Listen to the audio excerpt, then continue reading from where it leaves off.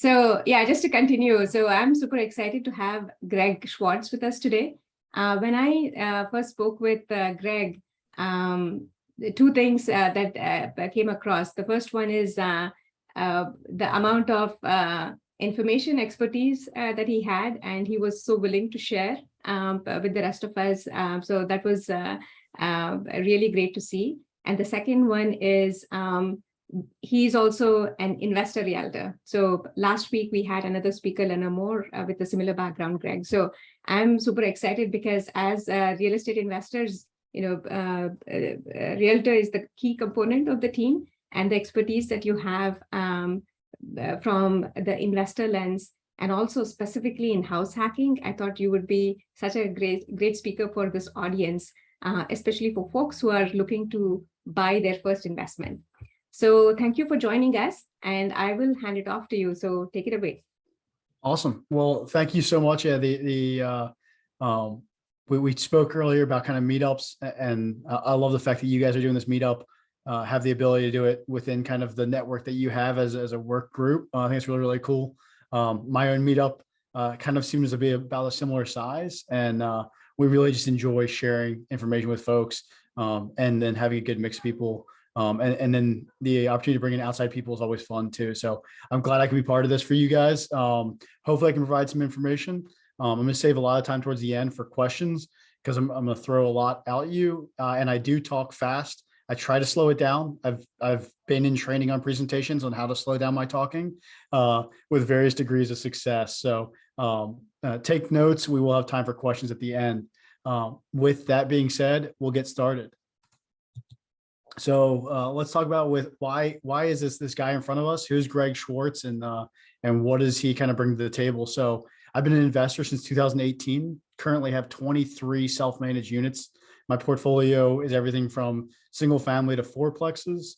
My strategies have been house hacking, live-in flips, Airbnbs, owner finances, and owner finance situations as a full-time job. So outside of that, I work 9 to 5 as a property manager. That's for my mentor. And so he has 700 units. Of those 700, I manage 140 for him. And those include apartment complexes, office buildings, RV parks, single family and multifamily. I also have been involved with some self-storage, some renovations, single family kind of complete renovations, and then acquisitions as large as $2.5 million. So that's all through my 9 to 5 there. On the side, as mentioned, I am a Keller Williams Realtor. I specialize in working with investors, and not just do I specialize, I only work with folks who are investors. I don't help people buy a single family home unless those were also clients who were investor clients with me, just because my specialty and my focus is the investor side of everything. And a big portion of my business has been folks who are doing house hacks, just because of the power of that house hack. And obviously that's the topic of today's discussion. Lastly, we'll talk about this a little bit, because I know Airbnb is a hot topic. I am an Airbnb Superhost. I have been for about a year now. I've hosted a room in my house, had some experience with that, and I do consider that part of a house hack. I've hosted apartments that I own, and then I even put an Airstream on Airbnb, and I've got a little story about that, which is a fun one. So that's me, kind of in a nutshell. Been at it for a little while. I'm full-time in real estate. I think, breathe real estate, and so does my wife. So you can see in the picture there, that's our most recent acquisition. It's a threeplex. Over our shoulder there is 2 ADUs, 2 apartments that's in the back of that property. And my wife there is, she's the other half of the team. So my wife does a lot of the management of our portfolio. She does all of our bookkeeping, kind of back of the house type stuff. And she keeps me organized, which is a super important component to the real estate. All right, so topic of today's discussion is house hack. So what is a house hack? From Bigger Pockets, house hack is a real estate investment strategy where you earn rental income by renting out your primary residence. The big takeaway here is primary residence and income. And so it's kind of a term when people think about house hack, they're going to think about duplexes, but notice there's nothing in the definition about duplexes or fourplexes. There's a very generally vague kind of definition, where the only two things that really stood out to me as I was reading this is the fact that you've got income and you've got a primary residence. So let's talk about the advantages of the primary residence side. So really a house hack is generally advantageous to almost any kind of other investment that you can do. And it's because of the two things. And one is the primary residence. So in the United States, we've got a tremendous advantage in terms of the home ownership, right? We have a lot of incentives to buy homes. And so we have things like primary home loans. These are going to be FHA or VA loans. You're going to get 30-year fixed rates. You're going to get some very good rates 30-year fixed interest rates. Yep. And interest rates that are going to be very competitive. And you're going to have minimum down from 0 to 3.5% down. You can go as high as 20%, but the fact that that's even available to go to that higher leverage point is just a huge advantage. Another really, really big advantage to being getting a primary residence is you can avoid some of the capital gains tax. So this is the IRS tax code 121. If you're not familiar yet, this is one definitely to be familiar with. And I'll read it verbatim. Gross income shall not include gains from the sale or exchange of property if during the 5-year period ending on the date of the sale or exchange, such property has been owned and used by the taxpayer as the taxpayer's principal residence for periods aggregating 2 years or more. All right, in layman's terms, if you lived in your house 2 of the last 5 years as this, at the sale date, then you do not pay capital gains on your primary residence. Now, I'm not a CPA, but my CPA told me if you're in a situation where you have a duplex, you're only going to avoid capital gains on the portion of the house you lived in. So a duplex that increased by $100,000, you can avoid capital gains on 50 grand of that 100,000. Check with your CPA. So it does become less advantageous. If you're in a fourplex, even less so. But still, avoiding capital gains tax on 50 grand or whatever gain you have is a huge advantage. This also allows you to buy a house now, live there for 2 years, move to another house, keep this house for another 2-3 years, and sell it, enjoy 5 years of appreciation, and still avoid capital gains tax. And that's generally what I recommend folks to do, particularly if they're going to be house hacking, is move somewhere, live there for 2 years, move out, keep it as an investment property, but probably plan on selling that within that 5-year period, just because there's huge advantages with the tax code. And then the other big kicker here is a primary home doesn't have to be, single family. We're pretty all familiar with house hacking in terms of duplexes and fourplexes. It can also be houses with ADUs, really anything under 4 units that is a residential house can be used as a primary. So you still have access to those FHA, VA loans, and conventional financing, first-time financing. There's a lot of options out there that make it a huge advantage. So the next thing I highlighted was income sources. And this is where the creative side of house hacking comes in, because your income source can be, it can be almost anything. So you've got a 4-unit, you got a 3-unit, you got a 2-unit, you can house hack the other side. You can rent out the other side long-term or short-term. You can rent out rooms in a house. If you're a young single guy, single woman, and you're used to having roommates anyway, well, why not buy a house and have roommates and let your roommates pay the rent? If you're a little more adventurous, you can rent out the rooms in your house on Airbnb. You can rent out your whole house on Airbnb and leave for the weekend, or longer if you're going to be on vacation for 2 weeks, or you have to travel for work. You can rent out an additional dwelling unit. So I'll use the term ADU, additional dwelling unit, grandma suite, also known as garage apartment, any other dwelling within your house that is kind of like a mini apartment. You can rent out garage space. There is an app for that. I'm going to blank on it right now, but you can rent out an Airstream in your backyard. So I'm going to pause kind of the lesson for a little bit and tell you a story about an overeager house hacker. So my wife and I moved into a single family home. We had a bedroom with an exterior entrance, and we started renting it out on Airbnb, and it did amazing. We had phenomenal guests. Those folks didn't have access to our house. It was almost like a hotel room. You come in that door, nicely appointed bedroom, nicely updated bathroom, mini fridge, and a microwave, and on a small table. And that was what they had available to them. And we were making $1,500 to $2,000 a month. We cleaned it ourselves at our lunch breaks. It took almost no time to clean, and just had great guests. And I got eager. I personally got very eager. And I thought, man, I got this big backyard. I'm not doing anything with it. Let's buy an Airstream, park it in the backyard, and rent it out. Because if it rents out at $2,000 a month, it'll be a great investment. So not sure if everybody remembers or if they were in tune to it, but during COVID, RVs and Airstreams became very, very, very valuable. You might even say that they were in a little bit of a bubble. That's when I purchased my 1983 35-foot or 33-foot Airstream for the tune of $65,000. And then I poured another 15 to 20,000 to get it up and running. I had to have a pad to park it on, run the electrical out there, water out there, run sewage, furnish it, put an extra fence up so my dog didn't bother the guests, all those kind of things. Keep in mind, this is a guy who's never owned an RV. I'd never stayed in an RV.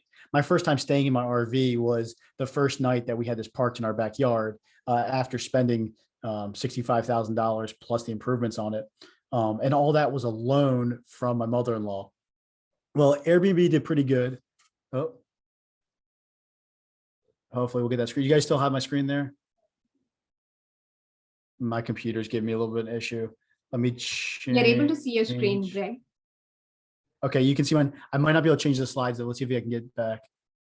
Well, while I'm working on that, I'll continue my story. So Airbnb did pretty well, but I didn't read my deed restrictions, not HOA, but deed restrictions associated with my property.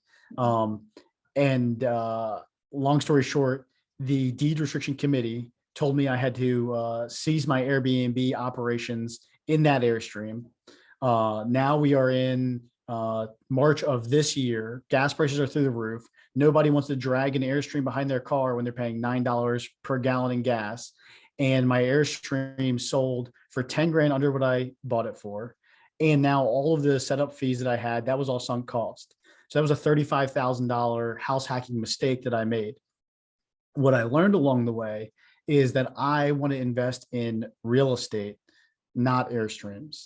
So I want to invest in a appreciating asset, in an asset that meets all the requirements of the neighborhood, the restrictions, the zoning, and everything else like that. And that's kind of the safety net. So that was an 8-month process. I lost $35,000 in those 8 months, and I will not be doing Airstreams again. But there are a lot of people that do really well with those kind of things.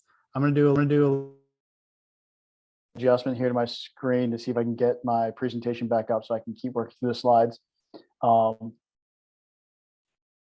Maybe. Greg, you might also want to try stop sharing and then starting it again to see. Yeah, I'm gonna have to reset it. Unfortunately, that screen that I was sharing it on quit on me for some reason. So my lesson learned there, and the takeaway that I would like to impart on you all is basically don't bite off more than you can chew, and don't try to invent something new. What I would have done now is stayed with real estate, stayed with something that's proven, and stay with what I know. If you know Airstreams really well because your family's been Airstreaming forever and you've owned 9 of them, then that's probably a good thing to invest in. But for somebody like myself, I had no business trying to Airbnb an Airstream. There's an interesting line, Greg, that resonates with this, which is there is no losing, there's just learning. You either win or you learn. Yes, it was an expensive lesson. I've learned a lot. I'm still doing Airbnb. I'm still doing Airbnb. So yeah, it definitely it was a failing forward kind of a moment. Absolutely. Yeah. It's only failing if you just completely stop. If I gave up and put all my money in Bitcoin, I would have had a worse outcome, I guess. But all right.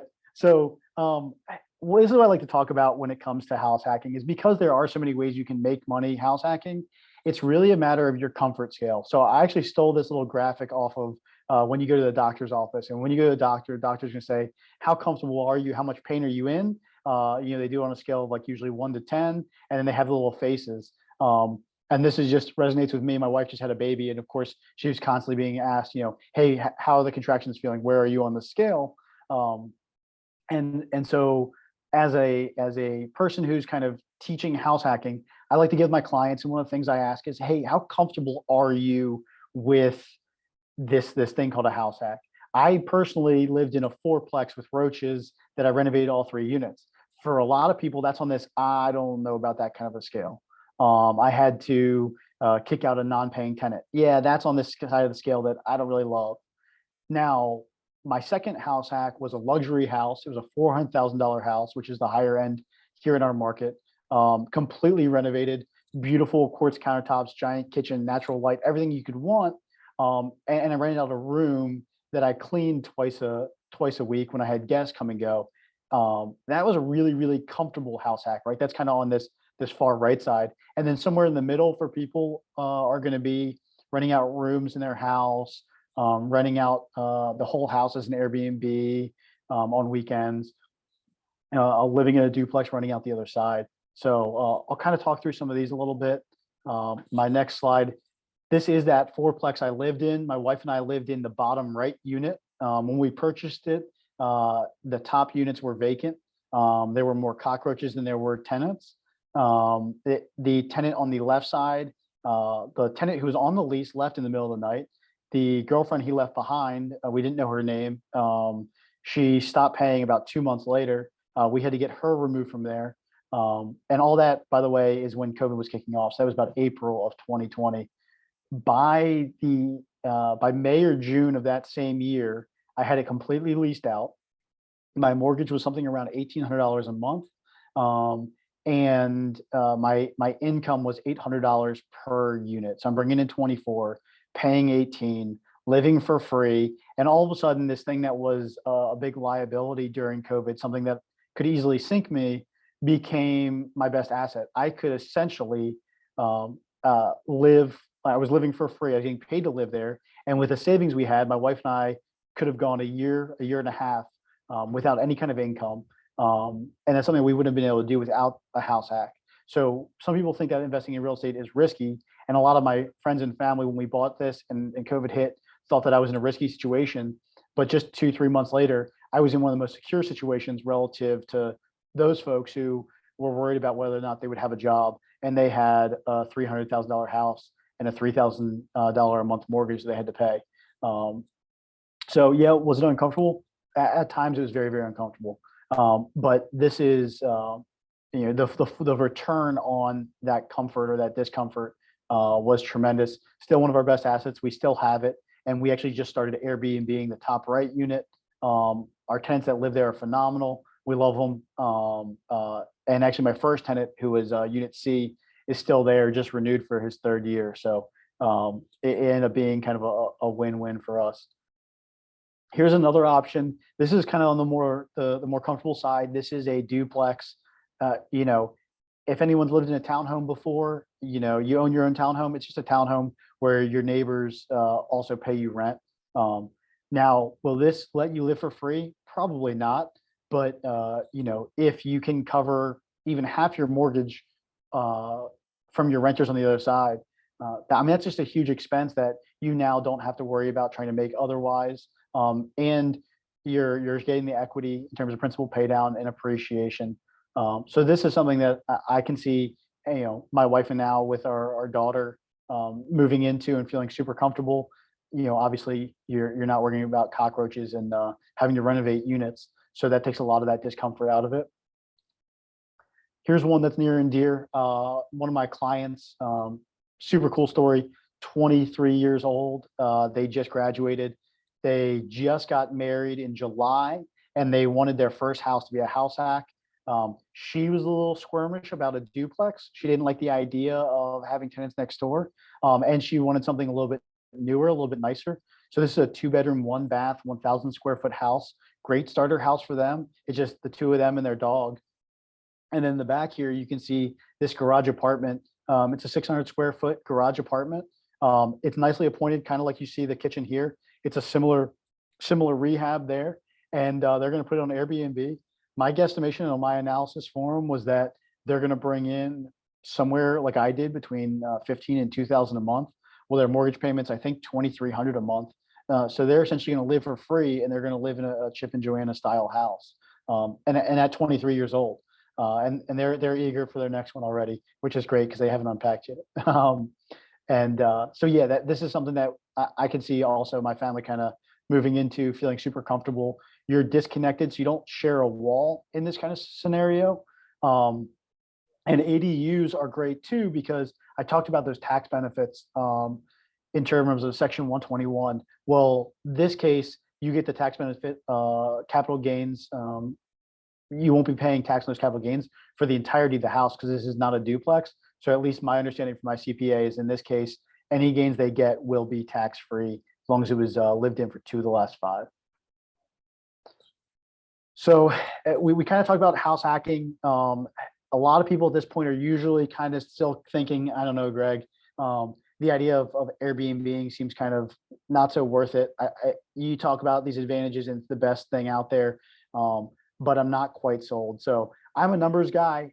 This is what sells me on stuff. I know other people are sold on pretty pictures. I like to start with pretty pictures and then get down to some more analysis. For those of you that love Excel or have been on Bigger Pockets and crush those calculators, you're going to see this is a pretty elementary school level analysis, but it does make the point. And I think it's at least enough to get you realizing how powerful this can be relative to your other options. So in this scenario, I built this around my wife and I. We want a 3-bedroom, 2-bath. We want 1,200 square feet. And we're looking at, do we want to rent? Do we want to buy? Or do we want a house hack? Keep in mind, these numbers are College Station, Texas numbers. It's where I live, Central Texas. This is not going to be San Francisco numbers. So if you are in California, if you're in Silicon Valley or one of these high cost living areas, just throw a 0 on the end of these numbers and you can come up with about the same results. So in our case, a rental property of this size would be roughly $2,000 a month. A new home would cost us about $300,000 a month. Of course, we're going to use an FHA 3.5% down because we're smart buyers. And then a duplex, it's going to cost more, right? Because I still want 1,200 square feet. So I'm probably going to be buying a larger house, but duplexes on a cost per square foot level are cheaper. So my duplex is going to be about $400,000, and I'm still going to plan on using an FHA loan. So first we'll compare renting versus buying. There's a ton of calculators out there that'll do this for you for your local market. Notice as a renter, you don't have any money coming in. I will caveat this with, if you are renting and you have extra space, you can rent house hack too. You can rent hack by filling the rooms, empty rooms with guests, either tenants, or if you get your landlord to write off on it, sign off on it, Airbnb it out. Still an option. In this case, we're just going to go basic rents. You're going to spend $2,000 a month, $24,000 a year, and that's all sunk cost. You know, that's just the cost of living. In a single family scenario, you're going to, of course, have your upfront cost. You're going to have your 3.5% down, your closing costs, somewhere around $15,000 there. So we do have to take that into account. However, you're going to enjoy a principal pay down based on your loan of about $3,000 a year. And your appreciation, our market's been about 4% on average for the last 25 years. So that appreciation of 12,000 is in there.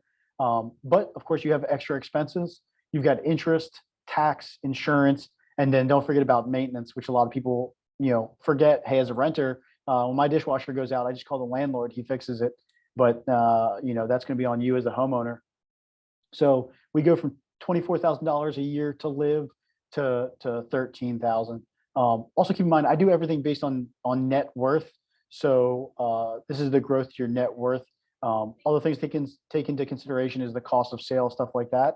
And that really has to be offset with the longevity of living in a place. So most of the calculators you'll find say that if you live somewhere for more than 4 years, it'll be more advantageous to buy than rent. But just for our scenario here, I'm saving about $10,000 a year by buying. All right, so now we house hack.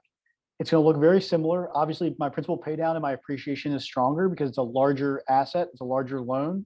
I'm also getting rent.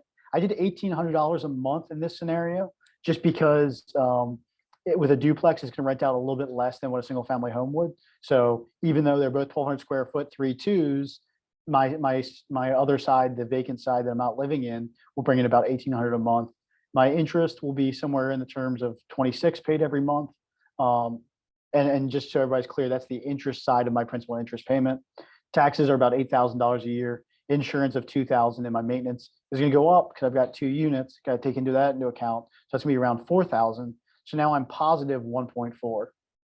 So what this highlights is that going from renting to house hacking, I increased my net worth. I saved $25,000 a year. Upfront costs about $20K to get into this house hack. So, basically I invested $20,000 and saw 125% return on my investment. Even compared to a single family home, I'm saving about $15,000. This has been a tremendous advantage to my wife and I as we've done this house hacking, offsetting that expense. Another way to look at this, and that I like to point out to folks, is remember that this is going to be after tax savings. So in order, you're like, okay, well, $25,000, I get a raise of about $25,000 a year. Well, that's phenomenal if you do, but you're getting $25,000 a year raise, and then they're taking taxes out of it. So you're probably losing about 4,000 of that, right? So you really have to make 30 to 35,000 a year to see that $25,000 advantage. So when you cut it out of your expenses, it's always a more powerful way to adjust your personal budget. And then we saw the benefits of that. Other benefits are going to include the depreciation. So now as a owner of a rental property, I get to depreciate my asset, right? That is going to be a paper loss. You can look more into that, but what that's going to do is that's going to create more expenses that'll further offset the income side of my house hack, meaning that if this number is more positive, I likely won't be paying taxes on any of it. So when I was in my fourplex, even though we made $400, $500 a month, I didn't pay taxes on that extra, $5,000 that I made that year because I had depreciation to help offset that. Okay, so I mentioned it, I kind of teased it a little bit. We talked a little about short-term rentals. I love them, but I'm cautious on them. So in terms of a house hack's already a great investment. So why not turbocharge it with an Airbnb or VRBO, short-term rentals? But I look at it the same way. So I'm a car guy. I'm also a pilot. So usually when you take an engine and you boost it, you are going to increase the risk that the engine has a catastrophic failure. If I take my Toyota Tacoma and I put a supercharger on it, that engine is just going to be less reliable. But if I start with a good engine, then I lower that risk a lot, right? So the reason I'm saying that is house hacking is already a good base investment. So that's something that I would turbocharge.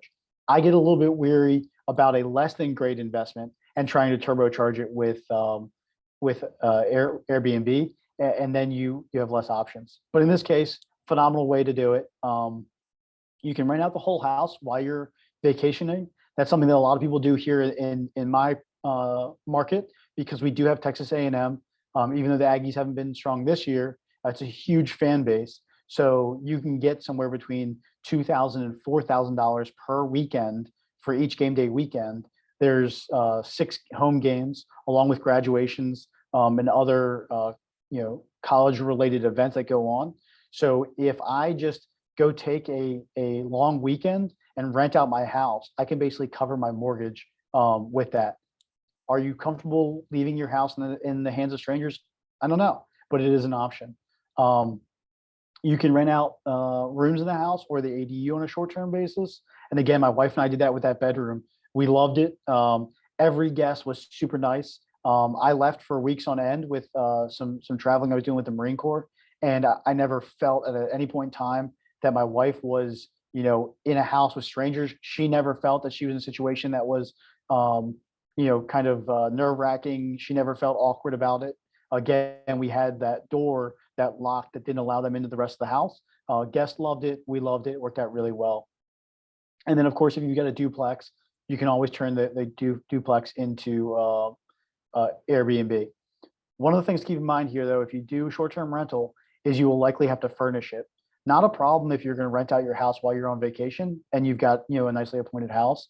But if you've got a duplex, you're also going to have the added cost of filling that with furniture. In my market, it cost me about $7,000 to $10,000 for a 2-bedroom, 2-bath to get it fully furnished, so that it's one of the top Airbnb 5-star kind of a stay. Kind of the next thing, we all, if you all on here are investors, we need to know what the income is going to be. The expenses are fairly easy to determine, but how much is it going to make? Well, the sources I use, AirDNA is a big one. Price Labs is another good one. Price Labs is also a tool that'll help you set your pricing once you have an Airbnb. It'll automatically adjust the pricing on your Airbnb for high price weekends. So for me, on those game day weekends, Price Labs already increases it. It knows that that the Airbnbs are filling up, that the hotels are filling up, so it increases my prices accordingly. And then Rabu.com is a newer one. It's the only one of these that is completely free. I like it a lot. It's a real good down and dirty tool. So if you are doing back of the napkin analysis and you want a quick kind of, hey, what would this rent for per month on a annualized basis, it kind of averaged out, Rabu is a great source as well. The next big thing that I want you guys to think about when you're going to be doing any Airbnb or VRBO is your local laws. And there's another advantage here as a house hacker.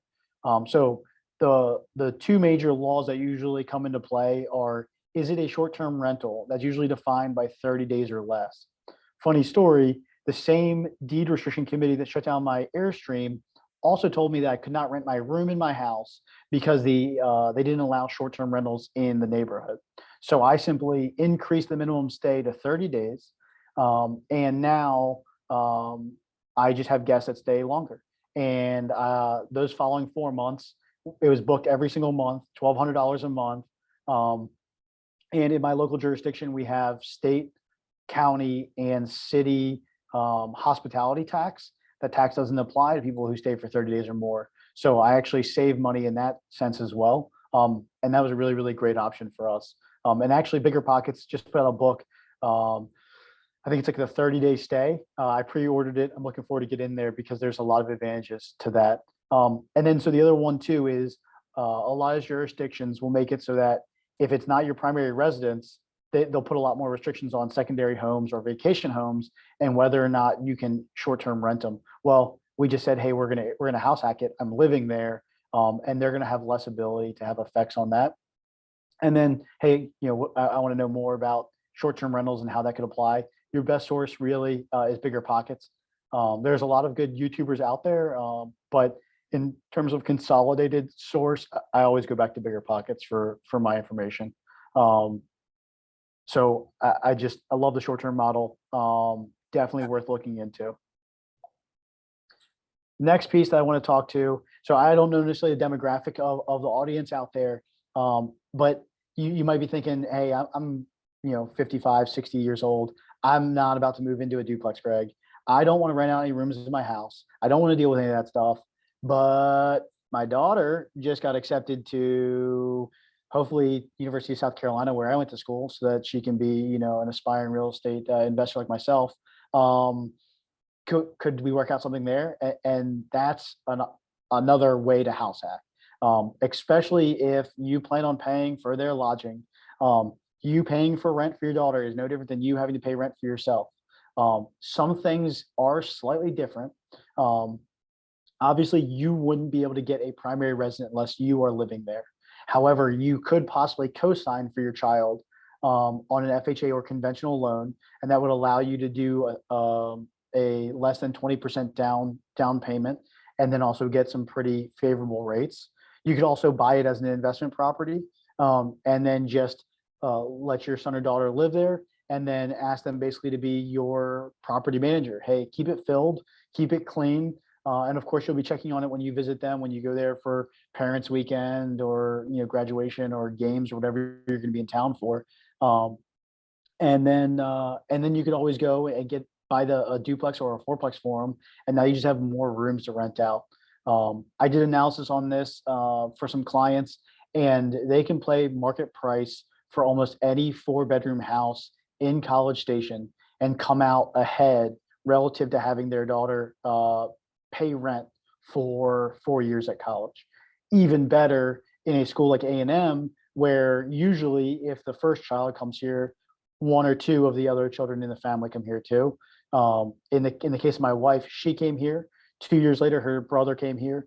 3 years after that, her sister came here. Had her parents bought a house here, they would have had like something like 7 or 8 consecutive years of having their kids live here. Instead, they lost all that on rent, because they were covering that lodging.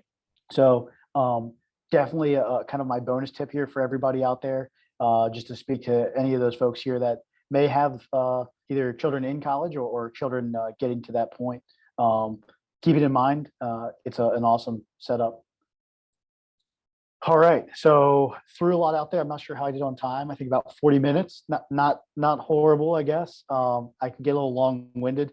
So I got the question slide up here. I will open to questions, but if you have questions beyond what I'm able to answer, that's my cell phone there, my email address. My wife and I do have a website, Buying BCS Texas. BCS is Bryan College Station, where we live. Instagram, Buying BCS, and then Bigger Pockets. You can just find me, Greg Schwartz. I think I'm wearing the same shirt, and my background has helicopters because I used to fly for the Marine Corps.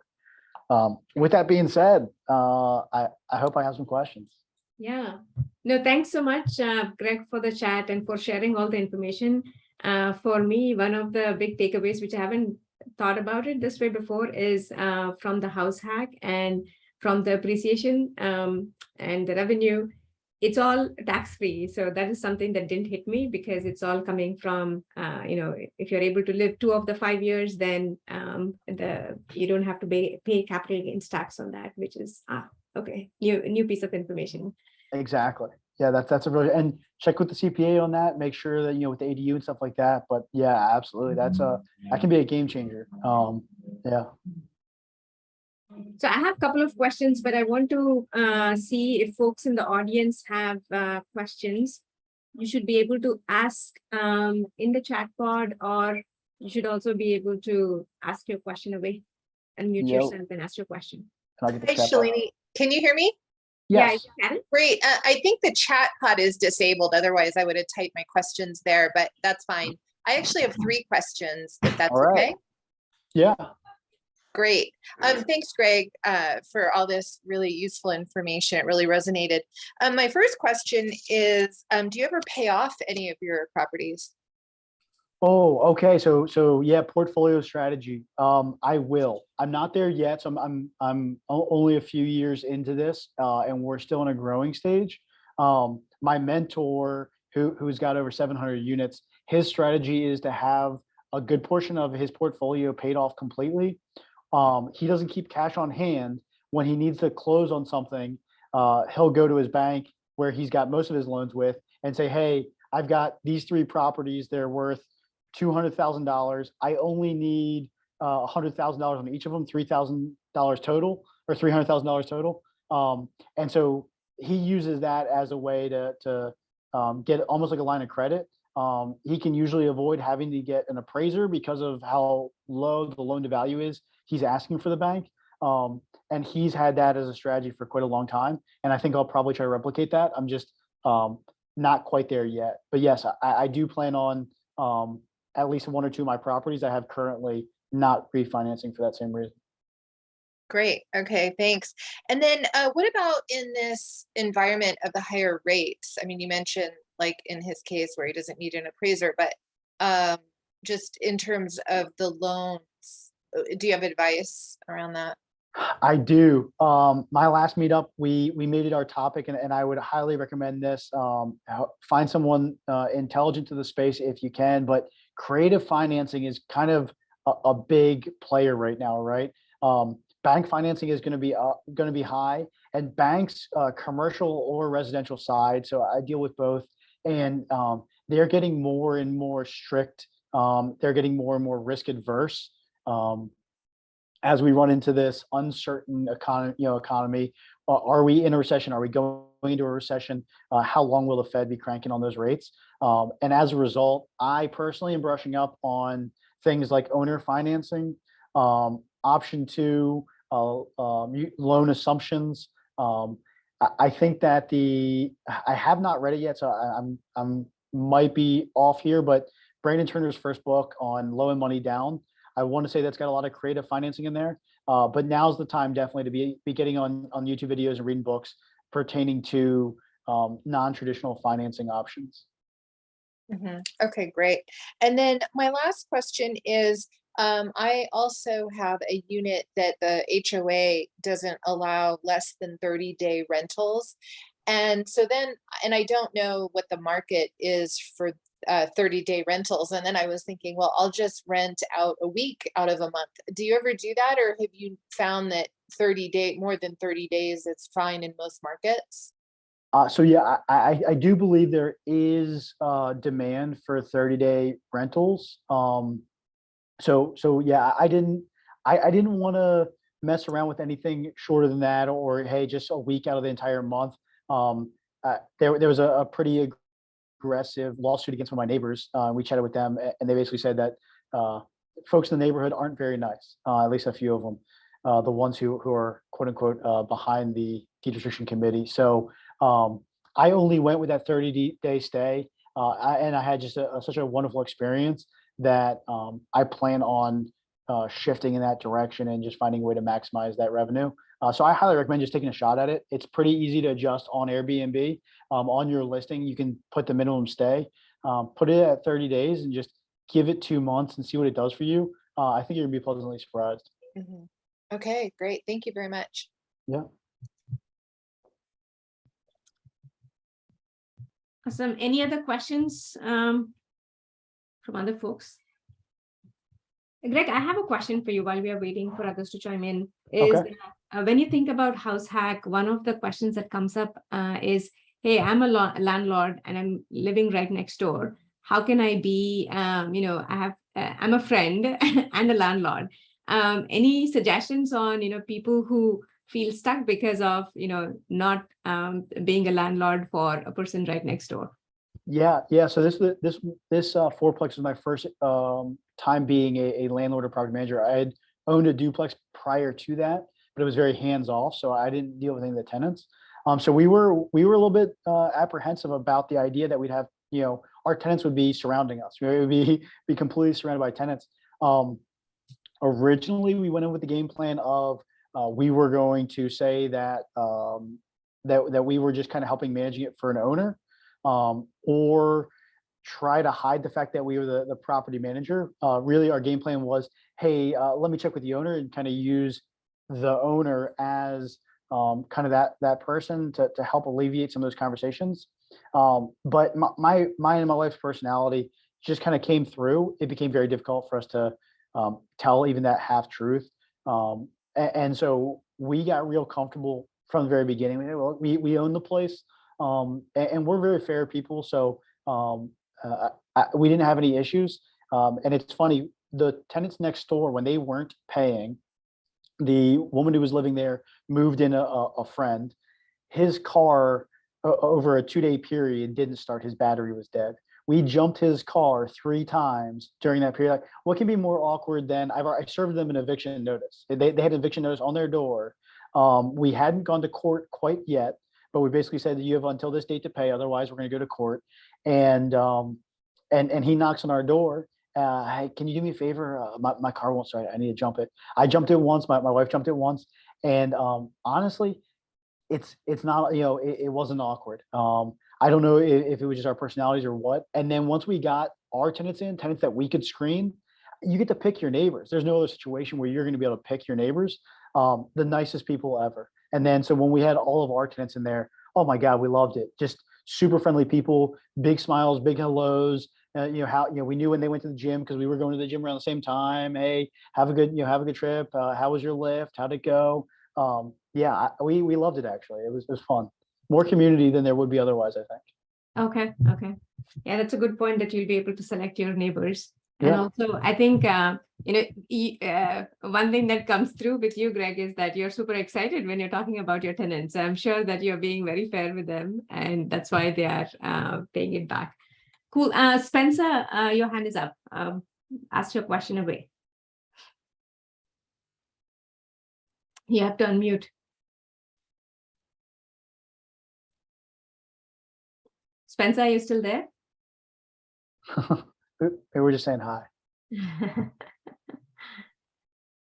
Okay. So the other thing, while we're waiting for Spencer to unmute, is you work with a lot of, in fact, you mentioned that you work exclusively with investor clients. Yeah. So for this audience, if somebody is thinking about College Station, maybe we have some College Station alumni, A&M alumni here. What should they be thinking about? Hey, College Station, where should they start? Whether that's the right fit for them. Right. So College Station I chose this market specifically. So I actually moved here. We were in North Carolina when I was active duty. We moved back lived with my in-laws while we're figuring out what market to go to. We liked College Station because it had a good amount of growth in terms of appreciation and solid cash flow. So obviously Austin was showing a lot stronger appreciation at the time, but you couldn't cash flow anywhere, and it was really a high price market to try to get into. There's a few markets around there that had a similar kind of vibe.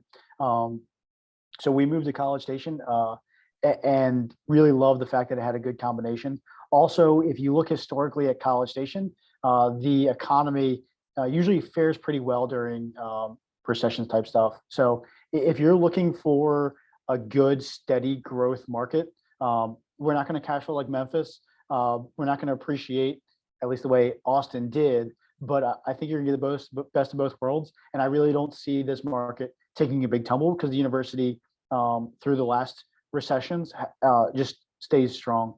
And we saw this year, while some schools got smaller, we increased by 2.5% in our total student base. So we got questions now. All right, Spencer, you with us? Yeah, I think, can you hear me? Yes, sir. How you doing? I am so sorry. I think the unmute was like disabled or something. So I think I apologize. That was an awkward, like, I can't talk to you, but I want to talk to you. But no, so Greg, great. I love the presentation. I'm super passionate about this as well. In fact, I am on my second house hack right now, and it's just been the best. And it's just perfect timing. So I want to get your take on this because I'm actually under contract on a potential third house hack. All right. But obviously right now the numbers just don't look as good as they used to, right? Just with rates and everything. And I know you talked about some creative financing that I've taken a note of that and want to do some exploring there. But I'm just curious what if you'd be willing to share just any of your criteria as you look at the numbers. Do you have like house hacking criteria? Just because it changes, right? When you're doing house hacking, you're not looking to cash flow immediately, but you want to make sure it's a good deal, right? Yeah. So unlike other kind of investing for me and for our situation is we set up what are our requirements for us to live as a family, and then we go and find a situation that allows us to have income. So we're actually looking for number 3, possibly this summer. And my wife really likes the ADU option. So I'm not so concerned about maximizing my ROI as much as I'm saying if my criteria to live somewhere is going to be 3-bedroom, 2-bath, 1,200 square feet, kind of like I used my example, what are my options out there? And it's like, okay, I can buy a house, I can rent a house, or I can kind of house hack.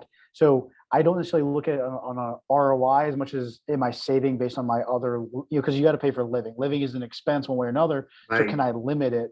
For you going from one house hack to the next, whether or not now is the best time to leap, that's kind of a bigger question, I guess. The question would be like, would your current house cash flow if you held it? And if the answer to that is yes, I think the rates are fine. Like as long as you are qualified for the next house, your current house cash flows get in there. It's a lot easier also to refinance when it's your primary residence. So get in there when rates kind of stink, live there for 2 years, rates come down, it'll be much easier to refinance as a primary residence than it will as an investment property. Oh my gosh, you already answered my follow-up. That was exactly what I was going to ask about, is just, do I consider, because that's exactly what where my brain has gone is, we'll cash flow on our current property, not by much, but it'll be like 200 a Yeah. month. This third one though, the only way it looks good in the future is if we can refinance, right? Okay. And so that's what I'm kind of looking at. And that's why my criteria has kind of changed. Like, this deal doesn't look nearly as good as the first two, just because of rates. Right. To your point, that we're not playing a short-term game with this. It would be a long-term. We would hope to refinance, hopefully, if rates come down in the next few years.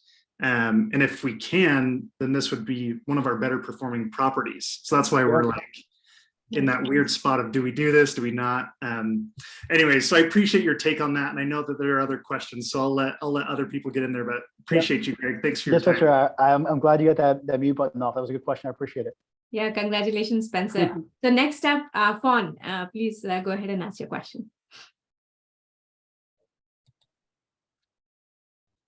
Fawn, are you able to unmute yourself? Oh, there we go. Hi, can you hear me? Yes. Yeah. Okay, awesome. Okay, so I wasn't really sure how to get unmuted, but I guess you just raise your hand and then eventually you get unmuted. So hi, I'm Fawn. I am living in Hawaii, and I have been looking at house hacking for my first ever home. It is pretty rough out there these days, and I did find a property at one point, like a 3-bedroom, 2-bath that was relatively affordable, but after crunching all the numbers, like take my after-tax income if I rented out part of the home and remove all my expenses, I would still have to pay, like, instead of Spencer having $200 of income each month, I'd be paying $2,700 every month. I'd be losing. While hacking or after you moved out? While hacking, yes. Okay. What's your rent currently? My rent's pretty low. Okay. So I would say, like, to compare that, if I were to rent a room in that house, I'd probably pay, like, I don't know, $1,650 or something like that. Okay. So it's still like a little over $1,000 to just even take that out of the picture. But, you know, if the house is probably going to appreciate afterwards, we put in some sweat equity, a relatively significant amount. Would that be something that you would be interested in if you lived in a place like Hawaii? So I'm interested in real estate no matter where I'm at, right? So I would be running the numbers on everything just because I run the numbers on everything all the time.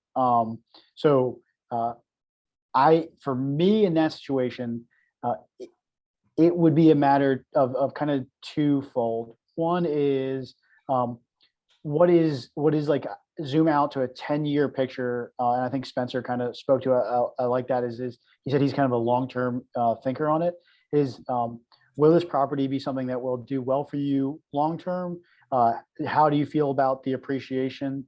Some of those kind of things, like, will this asset be something that's worth getting into and possibly paying a little bit more than paying in rent right now, but I'm gonna have great equity because of the principal pay down. I'm gonna have great appreciation.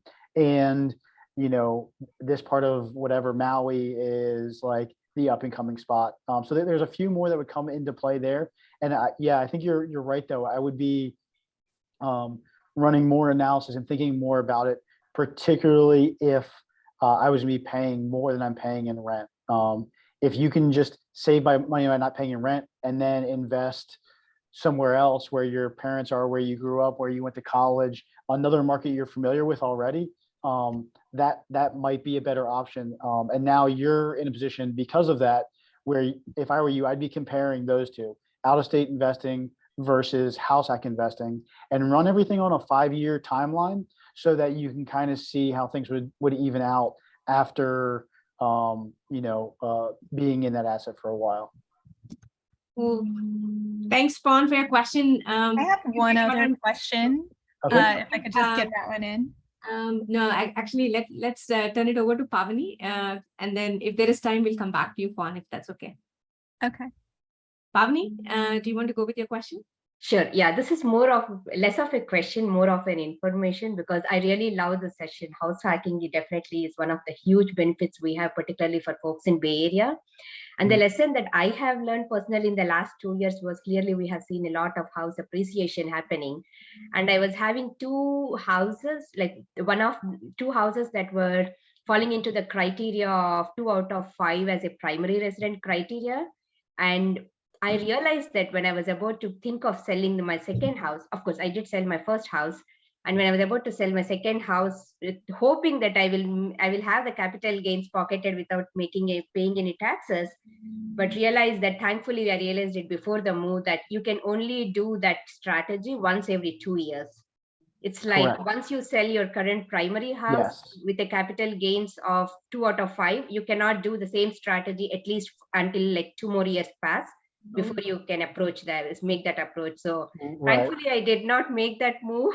Otherwise it would have been a huge learning lesson. Yes. Yeah. You're absolutely correct. So if you were to live somewhere for 2 years, turn it into a rental, move into a new primary residence, live there for 2 years, and then you wanted to sell both your rental property and your primary residence in the same year, yes, you're correct that they would ding that. So you'd have to wait 2 years. And so yeah, that's really good point. So yeah, if this is your strategy to in 1 year sell 2 assets and then all of a sudden have a bunch of capital gains free or tax free capital gains, that could bite you. So it's a really good point. Yeah, thanks for letting us know, Pavni. I wasn't aware. Fawn, the last minute, go ahead with your question. Yeah, quick question. Is there demand for 90-day rentals on Airbnb? Because that's what we're allowed to do in Hawaii. So 90 days you're going to want to be tapped into, and I'm assuming it's out there. I don't know. I know here 90 days is about how long our traveling nurses stay.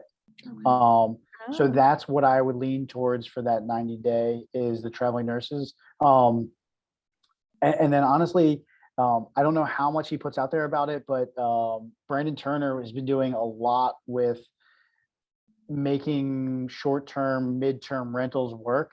He hasn't spoken about it a lot since obviously he's not on the podcast anymore, but I do know he was working some sort of a furnished midterm. And the other thing I would think about too is there even just a regular furnished rental? Is there a market for that? So I don't know enough about that specific market to speak to it, but my mind would go to traveling nurses and then maybe just a furnished rental for folks. Yeah, got it. Thank you. Yep. All right. We are at the top of the hour. Greg, thanks so much for your talk and sharing your expertise, answering our questions. Really helpful. And thanks everyone for joining. Have a wonderful rest of the day. Thanks, everybody. Thank you. Bye. Bye now.